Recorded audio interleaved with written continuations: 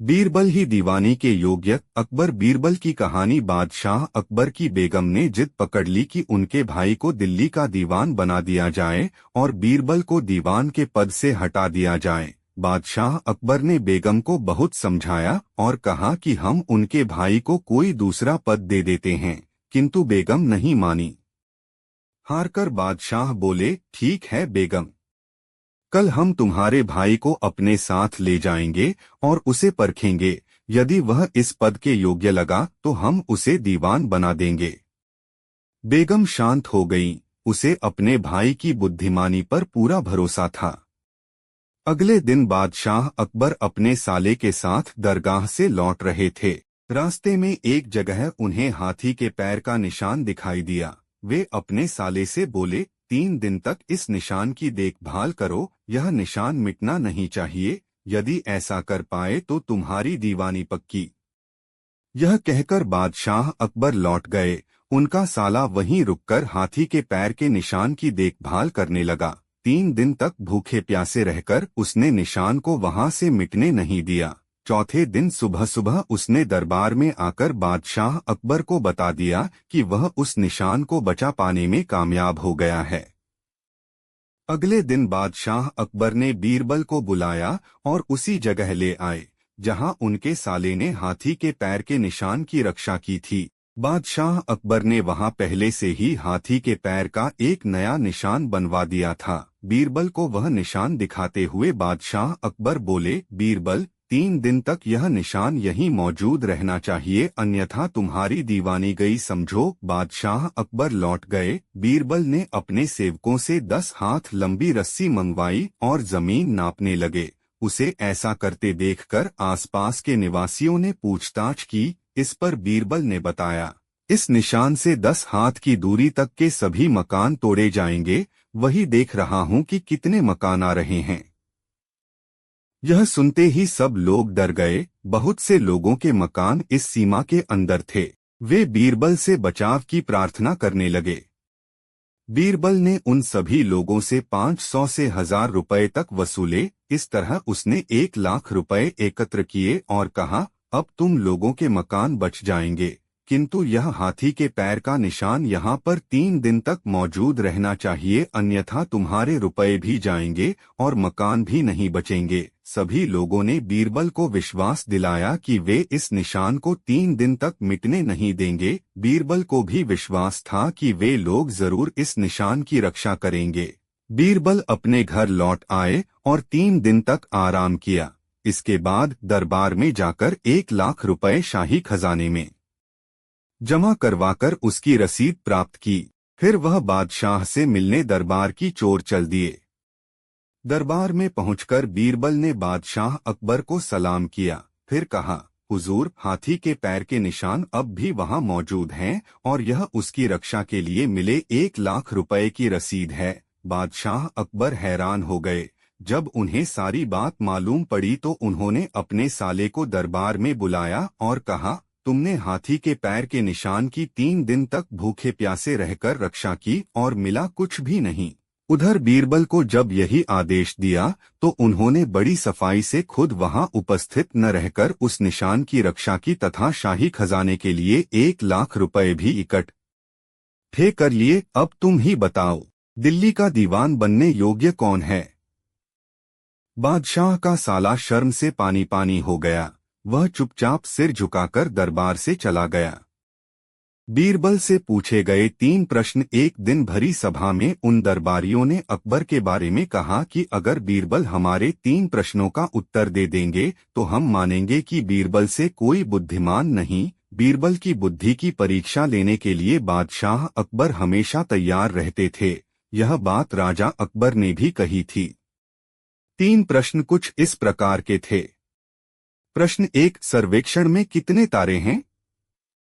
प्रश्न 2, इस धरती का केंद्र कहाँ है? प्रश्न 3, इस पृथ्वी में कितने पुरुष और महिला हैं? यह खबर सुनते ही अकबर ने तुरंत बीरबल से कहा, यदि आप इन प्रश्नों का उत्तर नहीं दे पाओगे तो अपने मुख्यमंत्री के पद को त्यागना पड़ेगा। पहले प्रश्न के उत्तर के लिए बीरबल एक घने बालों वाले भेड़ को घर ले आए और कहने लगे कि समस्त बाल इस भेड़ के शरीर में यथावत तारे प्रकृति में हैं। अगर मेरे दरबारी मित्र इस भेड़ के सभी बाल गिनना सुखद तो गिन सकते हैं। दूसरे प्रश्न के उत्तर के लिए बीरबल जमीन पर कुछ रेखाएं खींचने लगे और कुछ देर बाद उन्होंने एक लोहे की छड़ी को गाड़ दिया और कहा कि यह धरती का केंद्र बिंदु है। अगर मेरी दरबारी दोस्त मापना चाहते हैं तो आप स्वयं माप कर सकते हैं। तीसरे प्रश्न के उत्तर में बीरबल बोले, वैसे तो यह बताना बहुत ही मुश्किल है कि इस दुनिया में पुरुष कितने हैं और महिलाएं कितनी हैं, क्योंकि इस दुनिया में कुछ ऐसे लोग भी हैं जिन्हें उस गणना में जोड़ा नहीं जा सकता, जैसे कि हमारे यह दरबारी मित्र। अगर इस प्रकार के लोगों को हम मार डालें तो हमें गणना करने में भी आसानी होगी। यह पृष्ठ ही सभी दरबारियों ने सर नीचे कर लिया। अचानक राजा अकबर ने हंसते हुए कहा, बहादुर, बुद्धिमान और बुद्धिमान कोई नहीं। कहानी से शिक्षा। सफलता प्राप्त करने का कोई न कोई रास्ता जरूर होता है, बस अपनी बातों पर दृढ़ संकल्प रखना जरूरी है। हीरा चोर। अकबर के राज्य में यमन नाम का एक ठग रहता था। वो लोगों को धोखा देकर अपना जीवन यापन करता था। एक दिन उसने लोबीचंद नामक हीरों के व्यापारी को अपने घर रात्रि भोजन पर बुलाया। लोबीचंद ने खुशी खुशी चमन का निमंत्रण स्वीकार कर लिया और उसके घर चला गया। अगली सुबह चमन लोबीचंद के घर के आगे चिल्लाने लगा, चोर चोर, कल रात तुमने मेरे घर से जो हीरा चुराया है वो वापस करो। लोबीचंद असमंजस में पड़ गया और हीरा चुराने से इनकार करने लगा। दोनों में वाद विवाद बढ़ गया और मामला अकबर के दरबार तक चला गया। चमन ने अकबर से कहा, जहां पनाह, मेरे पास 3 गवाह हैं जिन्होंने लोबीचंद को मेरा हीरा चुराते हुए देखा है। बीरबल ने चमन को अपने गवाहों को दरबार में पेश करने को कहा। पहला गवाह एक दर्जी था, दूसरा मोची और तीसरा गवाह नाई था। बीरबल ने तीनों गवाह को थोड़ी गीली मिट्टी दी और उनसे कहा, इस मिट्टी से चमन का हीरा बनाओ। बीरबल ने तीनों गवाहों को अलग अलग कमरे में भेज दिया। नाई ने एक उस्तरा बनाया, दर्जी ने सुई बनाई और मोची ने उस मिट्टी से एक हथौड़ा बनाया। बीरबल ने वो तीनों चीजें अकबर को दिखाई और बोला, इन तीनों में से किसी ने अपने जीवन में हीरा नहीं देखा। ये बस इतना जानते हैं कि हीरा दुनिया की सबसे कीमती वस्तु है, इसलिए उन्होंने मिट्टी से वो बना दिया जो उनके हिसाब से सबसे कीमती वस्तु है। चमन झूठ बोल रहा है। चमन अकबर के पैरों में गिरकर माफी मांगने लगा। अकबर ने चमन को जेल भेज दिया। दरबार में सभी ने बीरबल के तेज दिमाग की प्रशंसा की। समय बहुत अनमोल है। एक बार बादशाह अकबर अपने दरबार में बैठे थे। तभी बादशाह अकबर के मन में आया कि बीरबल की परीक्षा ली जाए। बादशाह अकबर ने बीरबल से कहा, आप जाकर 4 ऐसे व्यक्ति को ढूंढो जो इस राज्य का सबसे बड़े मूर्ख हो। इसके बाद बीरबल बादशाह अकबर के दरबार से चले जाते हैं और 1 महीने के बाद बीरबल बादशाह अकबर के दरबार में 2 लोगों के साथ दरबार में वापस आते हैं। बादशाह अकबर ने बीरबल को गुस्से से देखते हैं। बादशाह ने कहा, मैंने तुम्हें 4 मूर्ख व्यक्तियों की खोज में भेजा था, लेकिन तुम सिर्फ 2 व्यक्तियों के साथ आए हो। बीरबल ने कहा, हुजूर, आप सब्र कीजिए, मैं 4 मूर्ख व्यक्तियों के साथ आया हूँ। बीरबल बोले, यह पहला व्यक्ति सबसे बड़ा मूर्ख है, क्योंकि जब मैंने इसे बैलगाड़ी पर बैठकर जाते देखा, उस समय यह व्यक्ति अपने सामान को अपने सिर पर रखा हुआ था। इस व्यक्ति से पूछने पर इसने कहा कि मैं बैलगाड़ी पर ज्यादा वजन नहीं डालना चाहता हूँ, इसलिए अपने सामान को अपने सिर पर ढो रहा हूँ। बीरबल ने बोला, इसके इस जवाब से यह साबित होता है कि यह सबसे बड़ा मूर्ख है। फिर बीरबल ने दूसरे व्यक्ति की ओर इशारा करते हुए कहा। बीरबल ने बोला, यह दूसरा व्यक्ति अपने घर के छत पर अपने भैंस को चढ़ाकर घास खिला रहा था। जब इस व्यक्ति से पूछा गया कि तुम ऐसा क्यों कर रहे हो, तो वह व्यक्ति बोला, मेरे छत पर घास उगाती हैं, जिसे मैं अपने भैंस को छत पर ले जाकर खिला देता हूँ। बीरबल ने कहा, यह व्यक्ति अपने छत पर उगे घास को काट कर नीचे लाकर भैंस को खिला सकता था, लेकिन यह अपने भैंस को ही छत पर ले जाते हैं। इससे बड़ा मूर्ख कौन हो सकता है? बीरबल ने बोला, हुजूर, अपने राज्य में बहुत सारे महत्वपूर्ण कार्य हैं और मुझे भी बहुत सारे महत्वपूर्ण कार्य करने हैं, लेकिन फिर भी मैं मूर्खों की खोज में 1 माह बर्बाद कर दिया, तो मुझसे बड़ा मूर्ख कौन होगा? इस बात को सुनकर बादशाह अकबर ने कहा, तीसरा मूर्ख व्यक्ति तुम हो, तो चौथा मूर्ख व्यक्ति कौन है? बीरबल ने मुस्कुराकर कहा, जहांपना, पूरे राज्य की जिम्मेवारी आपके ऊपर है और राज्य का कार्यभार दिमाग वाले व्यक्ति को दिया जाता है, लेकिन फिर भी आप मूर्ख व्यक्ति की खोज करने के लिए मुझे भेजा, तो चौथा मूर्ख व्यक्ति आप हुए। इस कहानी से हमें क्या सीख मिलती है? इस कहानी से यह सीख मिलती है कि हमें अपने समय को बेवजह फालतू कामों में बर्बाद नहीं करनी चाहिए। समय बहुत अनमोल है। झक मारने वाला बादशाह। समय समय पर अकबर अपनी तफरीह के दौरान कुछ ऐसा भी करते थे जिससे उन्हें मजा भी आए और प्रजा के दुख सुख के बारे में उन्हें जानकारी भी मिले। जाड़े का मौसम था, माघ का पाला पड़ रहा था। एक मछेरन अकबर के दरबार में यह गुजारिश लेकर आई कि यमुना तट पर बसी मछेरों की बस्ती में बादशाह की ओर से अलाव की व्यवस्था कराई जाए, नहीं तो माघ के पाले की मार से ही मछेरे मर जाएंगे। कोई फाल्गुन का मुंह देखने के लिए जिंदा नहीं बचे। अपनी पीड़ा बताते हुए मछेरन ने बादशाह से कहा, जहांपना, मेरी बात समझने के लिए और मछेरों का दुख दर्द जानने के लिए ऐसा इंसान चाहिए जिसने कभी एक रात माघ के पाले में यमुना तट पर बिताई हो। वही जान सकता है कि बर्फ को भी झुठला देने वाली ठंडी हवाओं की मार झेलते हुए रात गुजारना कितना मुश्किल है। हर रात हम मछेरों के लिए कहर की रात होती है। मछेरन की बात बादशाह के मन में बैठ गई।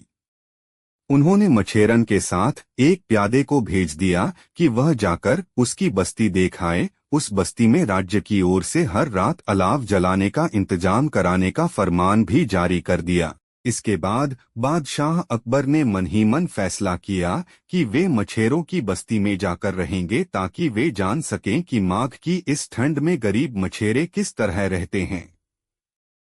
दूसरे दिन ही उन्होंने बीरबल को हुक्म दिया कि वह यमुना किनारे बसी मछेरों की बस्ती में 2 तंबू लगवाए और उनके साथ छुट्टियां बिताने के लिए अपनी तैयारी भी कर ले। बीरबल कुछ समझ नहीं पाया, लेकिन बादशाह का हुक्म था, उसे पूरा करना ही था, सो किया। मन ही मन बीरबल महाराज के इस हुक्म पर खूब भुनभुनाया, लेकिन पूरी निष्ठा से उसने यमुना किनारे मछेरों की बस्ती में बादशाह और अपने लिए 2 तंबू गड़वाए। बादशाह की जरूरत की हर वस्तु की व्यवस्था वहां करवा दी, खुद अपने लिए भी आवश्यक इंतजाम करवा लिए। अपनी व्यवस्था से संतुष्ट हो जाने के बाद बीरबल ने बादशाह अकबर को जाकर बताया कि मछेरों की बस्ती में रहने का इंतजाम हो गया है।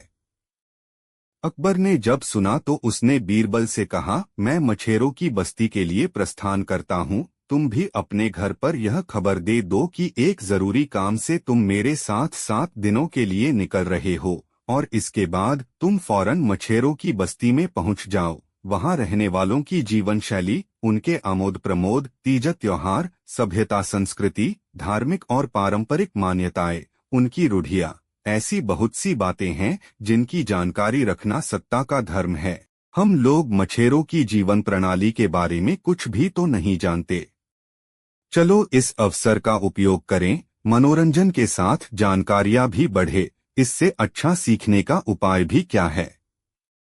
दरअसल बीरबल की मुखमुद्रा से अकबर यह भाप गए थे कि कड़ाके की सर्दी में नदी किनारे रहने के उनके प्रस्ताव से वह खुश नहीं हैं। इसलिए अकबर अपने इस प्रवास के महत्व को बीरबल के सामने बढ़ा चढ़ाकर पेश कर रहे थे। सच्चाई यह थी कि बादशाह के इस प्रवास का इतना ही मतलब था कि वे जान सकें कि ठिठुरंभरी रातें नंगधंग रहने वाले मछेरे कैसे गुजारते हैं। अकबर अपने घोड़े पर सवार होकर मछेरों की बस्ती की ओर चल पड़े। बीरबल भी अपने घर सूचना देकर मछेरों की बस्ती पहुंच गया। अकबर बीरबल से संपन्न मछेरों जैसे लिबास की व्यवस्था करने के लिए कहा। कुर्ता हुआ बीरबल बादशाह की यह इच्छा पूरी करने के लिए बाजार गया। मछेरों के बीच प्रचलित वस्त्र अपने तथा बादशाह के लिए खरीद लिए। मन ही मन बीरबल इस बात के लिए आशंकित था कि कहीं अकबर उसे किसी और चीज की व्यवस्था के लिए न कह दें, मगर बीरबल की आशंका निर्मूल साबित हुई। जब वह मछेरों की बस्ती में पहुंचा तो यह देखकर दंग रह गया कि बादशाह बिना पगड़ी के साधारण से कपड़े में नदी के किनारे बिछी रेत पर पसरे हैं।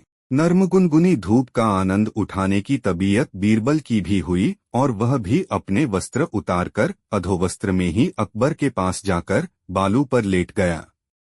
नदी की धारा से टकराकर आती हवा के हिलोरों में तनमन को हर्षित कर देने की कैसी ताकत होती है, यह पहली बार बादशाह और बीरबल ने महसूस किया। प्रकृति की गोद में यूं ही अपने को छोड़ देना कितना आह्लादकारी होता है, यह बात पहली बार दोनों को समझ में आ रही थी। शायद मछेरों के जीवन में उमंग का स्फुरण इन्हीं हवाओं से मिलता है, तभी तो वे अभाव में भी इतने अलमस्त दिखते हैं, मन ही मन बीरबल सोच रहा था। और बादशाह अकबर के ज़हन में कुछ दूसरी बातें ही घुमड़ रही थीं।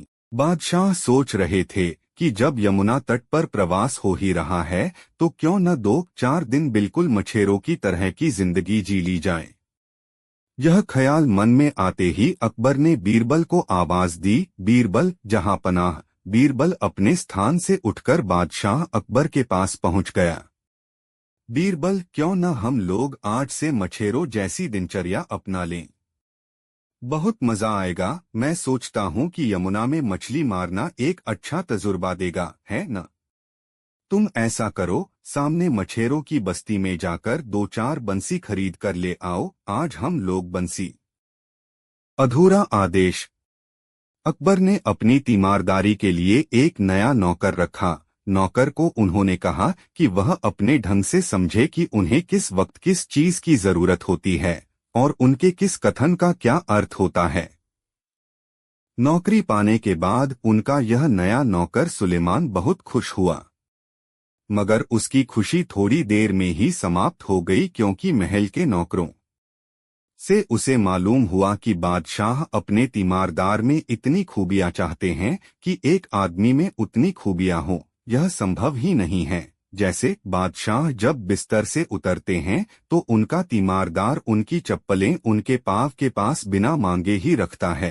बादशाह जब दरबार के लिए तैयार होते हैं तो कौन से अचकन के साथ कौन सी जूती पहनेंगे यह समझ लेना तीमारदार का काम होता है। बादशाह इन चीजों के लिए अपनी पसंद कभी नहीं बताते, मगर तीमारदार को यदि उनकी पसंद समझने में कोई भूल हुई तो समझ लीजिए कि उसकी खैर नहीं। सुलेमान इन जानकारियों से खासा परेशान हुआ। वह जरूरतमंद था।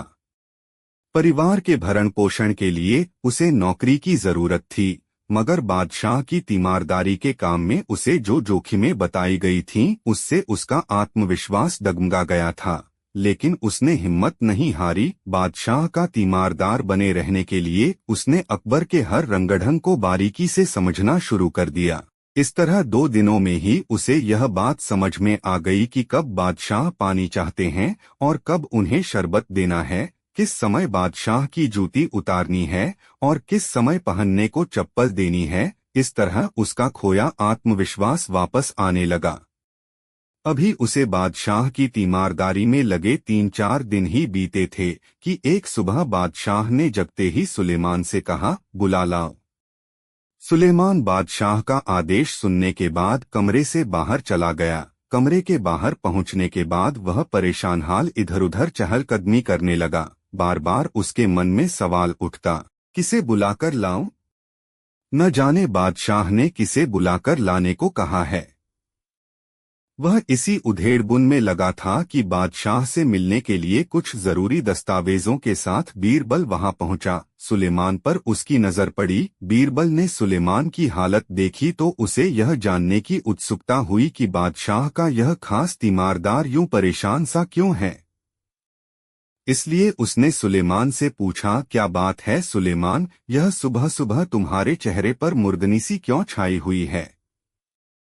सुलेमान ने बीरबल को अपनी परेशानी बताई। हुजूर, सुबह जब मैं बादशाह के पास उनकी तीमारदारी के लिए गया तो बादशाह ने मुझे कहा, बुला लाओ, मुझे सिर्फ तीमारदारी की इजाजत है। मैं बादशाह से सवाल नहीं कर सकता, इसलिए मैं आदेश सुनकर बादशाह के कमरे से तो बाहर निकल आया, मगर समझ में नहीं आया कि बादशाह ने मुझे किसे बुलाकर लाने को कहा है। अब तो जैसे जैसे समय बीत रहा है वैसे वैसे मेरे दिल की रफ्तार बढ़ रही है। लग रहा है कि मेरी नौकरी अब बचने वाली नहीं। रुआसासा सुलेमान कुछ और बोलता, उससे पहले ही बीरबल ने उसे टोक दिया, अरे कोई बात नहीं है, जाओ जाकर हजामत बनाने वाले को बुलाकर ले आओ। बीरबल की बात सुनकर सुलेमान बीरबल की ओर संशय भरी निगाह से देखने लगा, मानो पूछ रहा हो कि कहीं कोई गलती हो गई तो। बीरबल ने उसके संशय को समझते हुए कहा, जो कह रहा हूँ करो सुलेमान, बादशाह तुम पर खुश भी होंगे और इनाम भी देंगे। सुलेमान ने हज्जाम को बुला लिया और उसे बादशाह के कक्ष में छोड़ आया। हज्जाम ने बादशाह की हजामत बनाई। अकबर तैयार हुए। सुलेमान बीरबल के आने की खबर देते हुए बादशाह के पाँव में जूती डालने लगा। अकबर ने सुलेमान से पूछा, मैंने तो तुम्हें बुला लाओ भर कहा था, तुमने कैसे जाना कि हज्जाम को बुलाकर लाना है? बादशाह का सवाल सुनकर सुलेमान ने उन्हें सच सच बता दिया कि बादशाह के अधूरे आदेश से वह किस तरह उलझन में आ गया था और फिर बीरबल ने कैसे उसकी समस्या का निदान किया। अकबर सुलेमान के सच बोलने से बहुत खुश हुए और उसे इनाम देकर बीरबल को कमरे में भेज देने को कहा। इसके बाद अकबर ने कभी भी सुलेमान को अधूरे आदेश नहीं दिए। ईश्वर जो करता है अच्छा करता है। एक बार बादशाह अकबर और बीरबल शिकार पर गए। शिकार करते समय बादशाह की उंगली में तीर चुभ गया। बादशाह पीड़ा से कराह उठे, उनकी उंगली से खून भी बहने लगा था। यह देखकर बीरबल बोले, ईश्वर जो करता है अच्छा करता है। बीरबल का ऐसा कहना बादशाह अकबर को बड़ा बुरा लगा, मगर उस समय वे कुछ नहीं बोले। वापस दरबार में आकर बादशाह ने अकबर की गैर मौजूदगी में यह बात दरबारियों को बताई। इस अवसर पर बीरबल से जलने वालों ने बादशाह को खूब भड़काया। लो जी, ये भी कोई बात हुई। जहांपनाह को पीड़ा पहुँचे और उस बात को भी बीरबल ने मजाक में उड़ा दिया। दूसरा बोला, जहांपनाह ने बीरबल को बहुत सिर पर चढ़ा लिया है। वह भूल गया है कि सम्राट का सम्मान कैसे किया जाता है, हर समय मजाक करता है। ठीक कहते हो, उसे चाहिए तो ये था कि जैसे भी बनता जहांपनाह का इलाज करता, मगर उसने उल्टे मजाक उड़ाया। दरबारियों की इस प्रकार की चापलूसी भरी बातें सुनकर बादशाह अकबर का मस्तिष्क भी घूम गया। उन्हें लगा कि उन्होंने बीरबल को बहुत अधिक सिर पर चढ़ा लिया है, जिसकी वजह से वह अदब कायदा और अपना कर्तव्य भी भूल गया है। तब उन्होंने उन्हीं चापलूस दरबारियों से पूछा कि इस मौके पर क्या किया जाए जिससे बीरबल की अक्ल दुरुस्त हो। तब दरबारी बोले, जहांपनाह, उसे बर्खास्त कर दो, उसे कठोर सजा दी जाए। तीसरा दरबारी बोला, मेरी राय में तो उसे 6 महीने के लिए कालकोठरी में डाल दिया जाए। सबकी सलाह लेकर बादशाह ने दरबार समाप्त किया और अपने महल में चले गए। सारी रात सोच विचार के बाद बादशाह इस निर्णय पर पहुंचे कि बीरबल को सजा देना ही ठीक होगा, जिससे उसका दिमाग ठीक हो। दूसरे दिन बादशाह अकबर दरबार में पधारे। तब तक सभी दरबारी और यहाँ तक कि बीरबल भी आ चुके थे। बादशाह ने तख्त पर बैठकर सबसे पहले सेनानायक को बुलाया।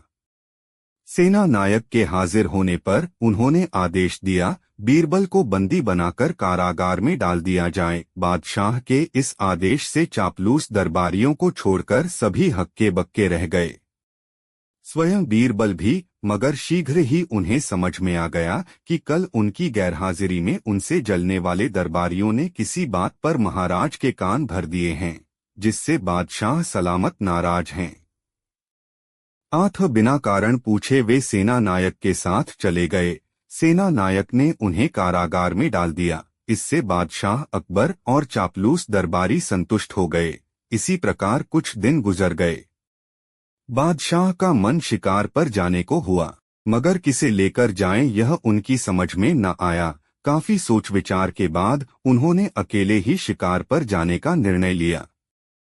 शिकार पर निकले बादशाह अचानक रास्ता भटककर आदिवासियों की एक ऐसी बस्ती में जा पहुंचे जो नरभक्षी थे। आदिवासियों ने बादशाह को पकड़कर एक खंबे से बांध दिया और उनके सरदार ने निर्णय दिया कि इसकी बलि चढ़ाई जाएगी। यह घोषणा होते ही सभी आदिवासी खुशी से झूम उठे और ढोलनगाड़े बजा बजाकर नाचने लगे। रात होने पर बादशाह को देवता की मूर्ति के सामने लाकर बांध दिया, फिर आग जलाकर सभी उसके इर्द गिर्द नाचने लगे। अचानक आदिवासियों का पुजारी बलि का निरीक्षण करने आ पहुंचा। बादशाह अकबर की कटी हुई उंगली देखकर उसने तुरंत नृत्य और संगीत रुकवा दिया और बोला, उसकी बलि नहीं चढ़ाई जा सकती, यह व्यक्ति खंडित है, इसे छोड़ दिया जाए। देवता किसी घायल या रोगी की बलि स्वीकार नहीं करते। फलस्वरूप आदिवासियों ने बादशाह अकबर को छोड़ दिया। तब कहीं जाकर उनकी जान में जान आई। उनके चंगुल से छूटते ही बादशाह ने अपना घोड़ा संभाला और सरपट राजधानी की ओर दौड़ा दिया। जब वह आदिवासियों की बस्ती से काफी दूर निकल आए तो सोचने लगे कि बीरबल ने ठीक ही कहा था कि ईश्वर जो करता है अच्छा ही करता है। यदि उस दिन तीर से हमारी उंगली घायल न हुई होती तो आज ये नरभक्षी हमें अपने देवता की बलि चढ़ा देते। सरपट घोड़ा दौड़ाते वे राजधानी में आए और आते ही सेनानायक को आदेश दिया, बीरबल को तुरंत रिहा करके सम्मान सहित हमारे पास लाया जाए। तुरंत आज्ञा का पालन किया गया। बादशाह सलामत बोले, बीरबल हमें क्षमा कर दो, हमने तुम्हें बेवजह कैद में डलवाया। दरअसल उस दिन तुमने कहा था ना कि ईश्वर जो करता है अच्छा करता है। उस दिन तुम्हारी बात पर हमें गुस्सा आ गया था। हमें लगा कि तुम हमारा मजाक उड़ा रहे हो, मगर आज एक ऐसी घटना घटी कि हमें तुम्हारी बात सत्य ही लगी। आज ऐसा क्या हुआ जहांपनाह? बीरबल ने आश्चर्य से पूछा। तब अकबर ने उसे अपने शिकार पर जाने और वहां आदिवासियों के बीच जो घटा उसका पूरा विवरण बीरबल को बताया और कहा, तब कहीं जाकर हमें तुम्हारी बात की गहराई का बोध हुआ कि ईश्वर जो करते हैं अच्छा ही करते हैं। मगर क्या अन्नदाता? बीरबल ने पूछा। मगर ये बीरबल की एक बार हमारी समझ में नहीं आ रही। वो क्या जहांपना? वो ये कि हमें घायल करवाकर ईश्वर ने हमारे लिए ये अच्छा किया कि हम बलि चढ़ाए जाने से बच गए। मगर तुम्हें ईश्वर ने जेल में डलवाकर तुम्हारा क्या भला किया? जहांपनाह, बीरबल बोले, ईश्वर ने मुझे कारागार में डलवाकर एक प्रकार से उन आदिवासियों से मेरी भी रक्षा की है। कैसे? वो ऐसे, जहांपनाह की याद, आप मुझे कारावास में न डलवाते तो कल भी शिकार पर आप मुझे अपने साथ ही लेकर जाते। ऐसे में हम दोनों ही रास्ता भटककर उन आदिवासियों द्वारा गिरफ्तार कर लिए जाते। जैसा कि आप बता रहे हैं कि आदिवासी हम दोनों को ही बलि चढ़ाने के लिए अपने देवता के मंदिर में ले जाते, वहां आप तो खंडित होने के कारण साफ बच जाते और मैं बेमौत मारा जाता। वाह वाह, सच बीरबल, यह सत्य ही है कि ईश्वर जो करता है अच्छा ही करता है। यह जानकर कि बीरबल की चतुराई से न केवल बादशाह बल्कि बीरबल के भी प्राण बच गए हैं, सभी दरबारी बेहद खुश हुए। मगर बीरबल से द्वेष रखने वाले दरबारी मन मारकर रह गए कि बीरबल को जेल में सड़ाने की उनकी इच्छा मन में ही रह गई। दौलत ड्योढ़ी पर एक दिन बादशाह ने किसी कार्य में त्रुटि के कारण अपने दौलत नाम के एक पुराने सेवक को नौकरी से निकाल दिया। बेचारा सेवक अपने बचाव का कोई दूसरा उपाय न देखकर बीरबल के पास पहुंच गया। उसने सारी घटना बीरबल को कह सुनाई। उसकी बात सुनकर बीरबल बोले, तुम एक बार फिर महल में जाकर कहो कि दौलत ड्योढ़ी पर हाजिर है, हुक्म हो तो रह जाए। सेवक ने वैसा ही किया। बादशाह ने उसे बुलाकर कहा, दौलत मेरे यहाँ हमेशा कायम रहे। बादशाह और उस नौकर की उन अर्थ भरी बातों को समझकर सभी दरबारी हंसने लगे। बीरबल की बुद्धि से उस बेचारे सेवक की जीविका बनी रह गई। इंसान कब चुप हो? बीरबल और बादशाह अकबर दोनों एक साथ बैठे हुए थे। बादशाह ने अचानक बीरबल से एक प्रश्न पूछा। बीरबल, आज एक बात बताओ कि जीवन में ऐसा अवसर कब आता है जबकि इंसान को चुप हो जाना चाहिए। बीरबल ने हंसकर उत्तर दिया, हुजूर, अपनी ही गलती का आभास होने पर। बादशाह अकबर को अपने प्रश्न का सही उत्तर मिल गया। बादशाह की कसम। एक दिन एक बूढ़े ब्राह्मण को किसी विशेष अपराध में गिरफ्तार करके अकबर के दरबार में लाया गया। बादशाह ने उसे अपराधी जानकर फांसी की सजा सुना दी। उसी समय बीरबल भी वहां आ पहुंचे। बादशाह ने बीरबल से कहा, देखो बीरबल, मैं तुम्हें पहले ही समझा रहा हूं कि इस बूढ़े आदमी की सिफारिश न करना। इस दुष्ट के विषय में मैंने पहले से ही कसम खा ली है कि यदि तुम सिफारिश करोगे तो मैं तुम्हारे कहने के विपरीत करूंगा। बीरबल ने कहा, हुजूर, इस नासमझ को जरूर फांसी दीजिए। इसने कठोर दंड पाने का काम किया है। बादशाह पहले ही बीरबल के विपरीत करने की शपथ ले चुके थे, अतएव उस ब्राह्मण को तत्काल मुक्त कर दिया गया। बादशाह की चाह। एक बार की बात है कि बादशाह अकबर व बीरबल दोनों ही बैठे हुए थे। बादशाह के मन में तुरंत आया कि क्यों न बीरबल से मनोविनोद के लिए कोई प्रश्न कर लिया जाए। बीरबल, यदि बादशाहत सदैव कायम रहती, यानी जो बादशाह होता वह सदैव शासन करता, तो कितना अच्छा होता। बादशाह ने कहा। जी। बीरबल हौले से बोले, तुम्हारी क्या राय है? बीरबल, बादशाह अकबर ने पूछा। जहां पना, आपका कहना बिल्कुल उचित है, किंतु यदि ऐसा होता तो भला सोचिए, उस सूरत में न तो आप बादशाह होते और न ही आपकी बादशाहत। बीरबल ने नम्रतापूर्वक उत्तर दिया। 3 रुपए 3 सवाल।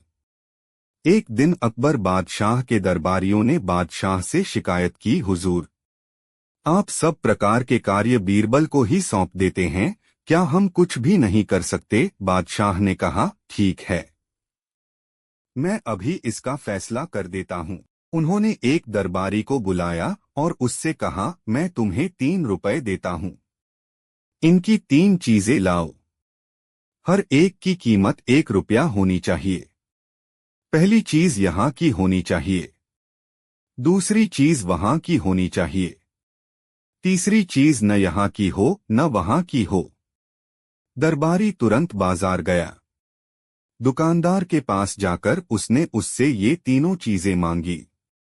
दुकानदार उसकी बातें सुनकर हंसने लगा और बोला, ये चीजें कहीं भी नहीं मिल सकती।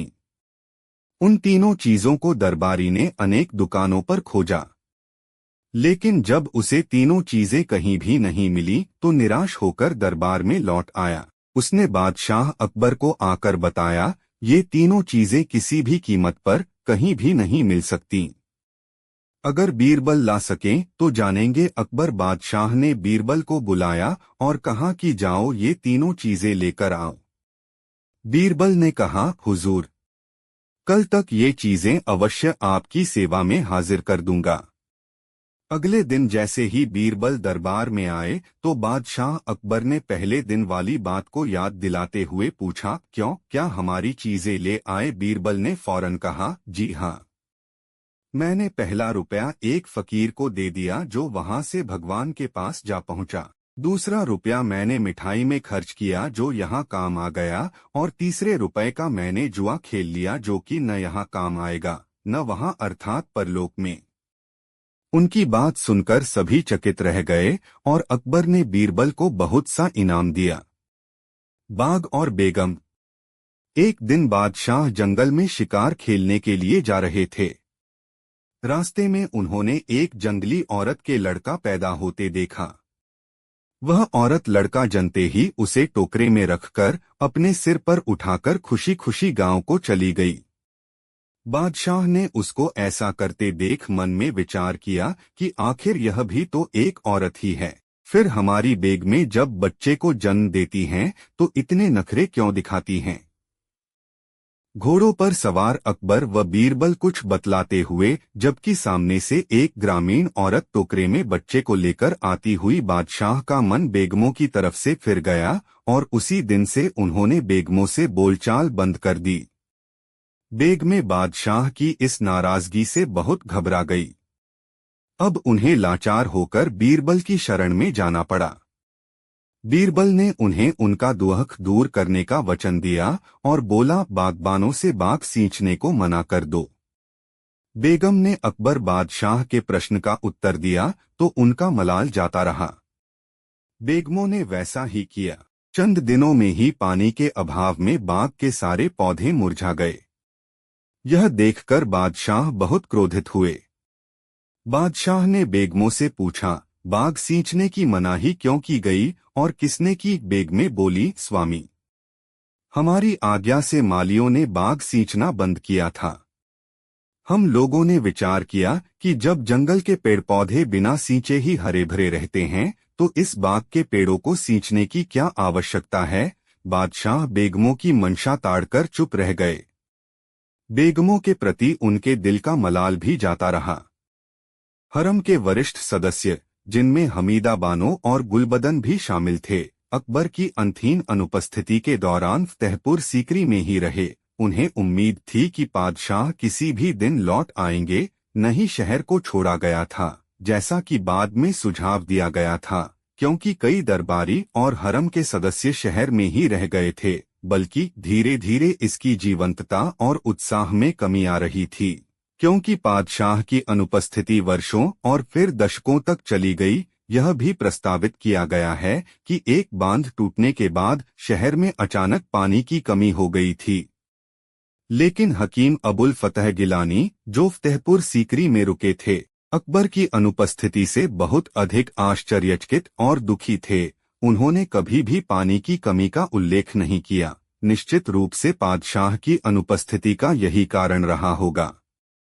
अकबर ने फतेहपुर सीकरी को पंजाब में अपनी विकट सीमा पर जाने के लिए छोड़ दिया था, लेकिन इस यात्रा में उसे 2 मौतों के परिणामों से निपटने के लिए भी मजबूर होना पड़ा, जिसने उसे गहराई से प्रभावित किया। सबसे पहले उनके सौतेले भाई मिर्जा हकीम की मृत्यु हुई। 1585 के अंत में मिर्जा हकीम बहुत पागलपन के बाद इलाज के लिए कठिन दर्द में पड़ गए और अंततः शराब के कारण उनकी मृत्यु हो गई। तुरंत विद्रोही काबुली सरदारों ने असंतोष के लक्षण दिखाए, जिस पर अकबर को ध्यान देने की आवश्यकता थी, क्योंकि बाबर के समय का एक पुराना दुःस्वप्न फिर से सामने आ गया था। उज़्बेक मिर्जा हकीम, एक सुविधाजनक बफर जो अब मर चुका है, के साथ अब्दुल्ला खान उज़्बेक ने अफगानिस्तान और हिंदुस्तान में साम्राज्य का सपना देखना शुरू कर दिया। लेकिन 1586 की शुरुआत में एक और मौत अकबर के लिए व्यक्तिगत रूप से कहीं अधिक विनाशकारी थी। जैन खान कोका और राजा बीरबल को स्वात और बाज़ौर क्षेत्रों में परेशान करने वाले पश्तून यूसुफजई के खिलाफ एक अभियान पर भेजा गया था, लेकिन दोनों नेताओं के बीच असहमति और अविश्वास के कारण बीरबल उस जाल में फंस गए जो यूसुफजई ने काबुल की ढहती गंदगी में उनके लिए बिछाया था। पहाड़ों मुगलों को अकबर के शासनकाल की सबसे बुरी हार का सामना करना पड़ा, यूसुफजी आपदा नामक नरसंहार में, जिसमें बीरबल सहित 8000 से अधिक मुगल सैनिक मारे गए। जब यह भयानक समाचार अकबर को सुनाया गया तो वह गमगीन हो गया। 2 दिन और 2 रातों तक उन्होंने किसी भी भोजन या पानी से इनकार कर दिया, किसी भी राज्य के मामले में भाग नहीं लिया, तुरान के हैरान राजदूत को लावारिस छोड़ दिया और झरोखा खिड़की से दुखी होकर मुंह फेर लिया। अबुल फजल ने लिखा, अकबर ने उसे बहुत दुखी किया और उसका दिल हर चीज से दूर हो गया। हमीदा बानो, जो अपने बेटे से मिलने के लिए पंजाब आई थी, को अपनी गतिविधियों को फिर से शुरू करने के लिए अपने सेवकों सहित बादशाह से विनती करनी पड़ी। पूरे दरबार ने बीरबल के लिए शोक मनाया और कवि केशवदास ने उनकी याद में ब्रजभाषा में पद्य लिखे। जब बीरबल की मृत्यु हुई तो दरिद्रता के दरबार में बहुत खुशी मनाई गई। दुष्टों के पखावज नगाड़े बजने लगे, दुख के शंखों की ध्वनि गूंजने लगी, मिथ्यात्व के गीत, भय के तंबूरे, इन सभी वाद्ययंत्रों का संगीत सुनाई देने लगा। कलयुग का घर कलह के पाइपों और झंडियों की झंकारों से आनंदित था। अपमान। बदायूनी ने लिखा, उन्हें कभी किसी अमीर की मृत्यु पर इतना दुख नहीं हुआ जितना बीरबल की मृत्यु पर हुआ था। अकबर अपने पुराने दोस्त के टूटे हुए, खून से लथपथ शरीर को ठंडी पथरीली पहाड़ियों पर लावारिस पड़े होने के विचार से परेशान लग रहा था, जिस पर वह अपने बादशाह के प्रति अपना कर्तव्य निभाते हुए मर गया था। अफसोस, उसने कहा, कि वे उसके शरीर को गंदगी से बाहर नहीं ला सके, अन्यथा वह आग की लपटों में जल जाता। अपने दुख और क्रोध में वह बीरबल के शव को खोजने और अन्य अधिकारियों को दंडित करने के लिए स्वयं काबुल जाना चाहता था। उसके दरबारियों ने उसे मना कर दिया और उन्हें इस विचार से सांत्वना दी कि सूर्य की रोशनी उसके गिरे हुए दोस्त के शरीर को शुद्ध करने के लिए पर्याप्त थी।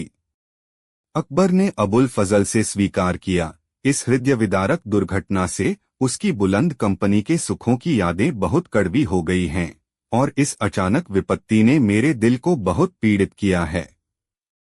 कुछ बाधाओं ने मुझे देखने से रोक दिया है। अपने शरीर को अपनी आंखों से देखूं ताकि मैं उसके प्रति अपने प्रेम और स्नेह की गवाही दे सकूं। वर्ष के बाकी समय और उससे भी अधिक समय तक अफवाहें फैलती रहीं कि बीरबल मरा नहीं है, कि उसे जोगियों और सन्यासियों के बीच या नगरकोट की अपनी पुरानी जागीर में भटकते हुए देखा गया था। जब भी इस तरह की कोई अफवाह दरबार तक पहुंचती तो बेहद आशावान अकबर ने इसकी जांच कराने के लिए अपने आदमी भेजे। दुनिया एक मृगतृष्णा की तरह है। अकबर ने दुखी होकर अब्दुर रहीम को लिखा, प्यासी आत्माओं को बहकाने के लिए इस उन्माद के अंत में बस एक धुंध है, एक धुआं। बादशाह के अंदर कुछ टूट गया था और वह फिर कभी फतेहपुर सीकरी लौटने के बारे में नहीं सोचेगा, क्योंकि उस शहर के सुखद महलों ने उसका दिल नहीं लगाया। अबुल फजल ने लिखा, अकबर आगे और आगे उत्तर की ओर, काबुल और फिर कश्मीर की ओर बढ़ता रहा। शायद उसकी पूर्ववर्ती राजधानी के महल और प्रांगण एक ऐसे मित्र और दरबारी की याद दिलाने के लिए बहुत दर्दनाक थे, जिनकी उपस्थिति और साथ ने उस भारी उदासी को सहनीय बना दिया था जो कभी कभी अकबर की आत्मा पर भारी पड़ती थी। एकमात्र हिंदू जो बादशाह के प्रति इतना समर्पित था कि उसने बादशाह के धर्म, अपनी अमर आत्मा पर अपना सबसे कीमती कब्जा दाव पर लगा दिया, तो फतेहपुर सीकरी परित्यक्त नहीं बल्कि वंचित रह गया। लेकिन अगले दशक में जैसे ही फतेहपुर सीकरी अपने आप में वापस आ गया, अकबर को पृथ्वी पर स्वर्ग की खोज हो गई। 2 माह का 1 माह। एक बार अकबर बादशाह ने बहुत सोच विचार के बाद यह निश्चय किया कि 2 माह का 1 माह नियत किया जाए। इस बारे में बीरबल से राय लेने के लिए बादशाह ने अपना निश्चय सुनाया। बीरबल ने बादशाह के निश्चय को तारीफ करते हुए कहा कि इससे संगार का भी उपकार होगा। दिन की बजाय चांदनी रात 1 माह तक रहेगी। बीस्थल को इस व्यंग्योक्ति पर तथा स्वयं को ऐसा करने में जानकर बादशाह बहुत शर्मिंदा हुए। अंधेरा। एक दिन एकांत में बादशाह के मन में यह प्रश्न उठा कि संसार में ऐसी कौन सी वस्तु है जिस पर चंद्रमा या सूरज को नजर नहीं पड़ती। बहुत देर तक विचार करते रहने पर भी जब उनके दिमाग में कोई बात नहीं आई तो बादशाह ने यही समझा कि सूरज और चंद्रमा प्रत्येक वस्तु को देखते हैं। कुछ समय बीतने पर बादशाह के ध्यान में आया कि यह बात शायद हमारे दरबार में कोई बता दें। यह सोचकर एक दिन उन्होंने दरबार में सबके सामने यही प्रश्न रखा, लेकिन जितने मुंह उतनी बात वाली कहावत चरितार्थ ही रही थी। किसी की भी बात ऐसी न थी जो उचित और मान्य होती। बाद में बीरबल ने कहा, जहां पनाह, मेरी समझ में तो इस संसार में अंधेरा ही एक ऐसी वस्तु है जिस पर न तो सूरज को ही किरण पड़ती है और न चंद्रमा की। बादशाह तथा उपस्थित सभासदों ने एक स्वर में बीरबल के इस उचित तर्क का अनुमोदन किया। सबसे बड़ा कौन? हवाखोरी करते समय अहंकारवश अकबर बादशाह ने बीरबल से पूछा, सबसे चढ़ा कौन है? दुनिया में बीरबल को यह समझाने में देर नहीं लगी कि राज्य विस्तार के मद से फूलकर ही बादशाह ने ऐसा प्रश्न किया है। अपने मन की भावनाओं को जाहिर करके बीरबल ने शीघ्र ही कहा, सबसे बड़ा बच्चा होता है। बादशाह को इस उत्तर से संतोष नहीं हुआ उन्होंने बोरवल को अपना कथन सिद्ध करने की आज्ञा दी। बीरबल ने इसके लिए कुछ दिनों की मोहलत मांगी, जिसे बादशाह ने स्वीकार कर लिया। अपने उत्तर को सिद्ध करने के लिए एक दिन बीरबल अपने किसी मित्र के लड़के को, जिसकी उम्र केवल 1.5 साल को थी तथा जो देखने में निडर व सुंदर था, ले जाकर बादशाह के सामने पेश किया। बादशाह बालक को देखकर प्रसन्न हुए तथा उसे अपनी गोद में लेकर चार करने लगे। बालक ने अपनी स्वाभाविक चंचलता के कारण बादशाह की तड़ी के बालों को खींचा, जिससे बादशाह को तकलीफ महसूस हुई। उन्होंने बीरबल से झुंझलाकर कहा, इस नटखट बालक को यहाँ क्यों लाए? बोरवल ने बालक को बड़ा साबित करने का उपयुक्त समय समझा और बोले, आलमपना, दुनिया के और लोगों से चाहे आप क्यों न बड़े हों, लेकिन इस वक्त तो यह बच्चा ही आपसे बड़ा है। यदि ऐसा न होता तो यह आपकी दादी उखाड़ने का साहस कैसे करता? इतनी हिम्मत भला किसी दूसरे की कहाँ? बादशाह बोरकल की बात सुनकर ठहाका मारकर हंस पड़े। बादशाह बहरूपिये के भेष में। एक दिन अकबर बादशाह ने बीरबल को डराने के विचार से अपना बहुत ही भयंकर रूप बनाया और एकांत में बीरबल के सामने अचानक आ गए। बीरबल ने उनकी डरावनी वेशभूषा, कई सिर और सिर्फ 2 ही हाथ देखकर पहले तो प्रसन्नतापूर्वक उनका स्वागत किया, फिर कुछ ऐसी शक्ल बनाकर बैठे जिससे यह मालूम होता था कि वह कुछ गंभीर विचार कर रहे हैं। बादशाह ने चीरबल का रंग ढंग देखा तो उन्हें बड़ा अचंभा हुआ। अपने मन में उन्होंने सोचा कि बोरवल को डरना चाहिए था, पर वह डरे नहीं और बिल्कुल सामान्य लग रहे हैं। हारकर बादशाह ने उनसे इसका कारण पूछा। बीरबल ने नम्रतापूर्वक उत्तर दिया, आपके दर्शन हुए, इससे प्रसन्नता हुई, लेकिन आपको बहरूपिये के भेष में देखकर आश्चर्य हुआ कि आखिर किसके डर से आपको यह हुलिया बनाने की जरूरत पड़ गई। बौरव का यह उत्तर सुनकर बादशाह बहुत शर्मिंदा हुए। बीरबल डरे नहीं। एक दिन बादशाह अकबर ने बीरबल को डराने के लिए बहुत ही भयंकर भेष बनाया और एकांत स्थान पर अचानक बीरबल के सामने आ गए। बीरबल ने उनकी डरावनी वेशभूषा, कई सिर और सिर्फ 2 हाथ देखकर पहले तो प्रसन्नतापूर्वक उनका स्वागत किया, फिर कुछ ऐसी शक्ल बनाकर बैठे जिससे यह मालूम होता था कि वह कुछ गंभीर विचार कर रहे हैं।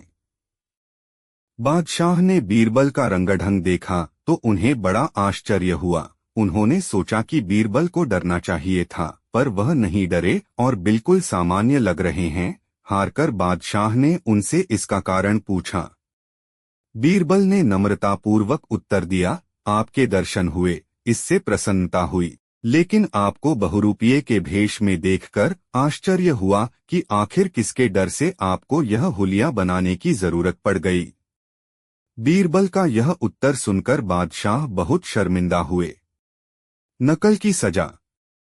एक दिन बीरबल को अपने किसी रिश्तेदार के यहाँ दावत में जाना था, इसलिए वह दरबार खत्म होने से पहले ही बादशाह से छुट्टी लेकर चले गए। अगले दिन जब बीरबल दरबार में हाजिर हुए तो बादशाह ने दावत के बारे में पूछा, खाना कैसा बना था और दावत में क्या क्या था?